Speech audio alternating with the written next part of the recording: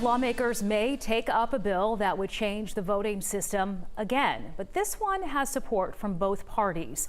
It would eliminate costly runoff elections by rolling out instant runoff voting.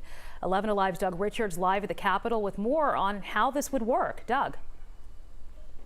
Well, ranked voting or instant runoff voting is already used in some countries like Australia. It's going to be used this year for military voting overseas in the United States. And if a bill that dropped this week in the state Senate gets any traction, it could come to Georgia.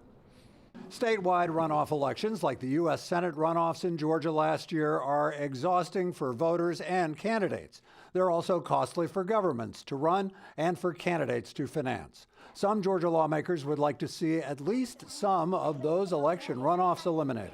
City councils, mayors, that's primarily the target. Senator Randy Robertson's measure would allow cities that want to use instant runoff ballots to do so.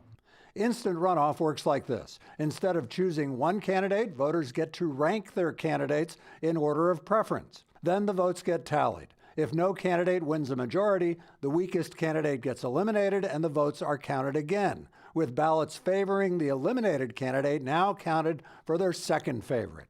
Those other ballots still count their first favorites. If there's no majority, eliminate the last place candidate again and keep recounting until one candidate gets a majority. Robertson's bill to allow instant runoffs in municipal elections has support from both parties, and he says it could foreshadow simpler state elections as well. On the statewide side, maybe looking down the road, it would be something to look at since we just came out of the jungle primary that everyone spoke about for the U.S. Senate race.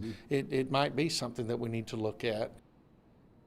Georgia's runoff elections were among laws that were enacted here at the state capitol in the 1960s during the Jim Crow era as a way to diminish the influence of African American voters in Georgia.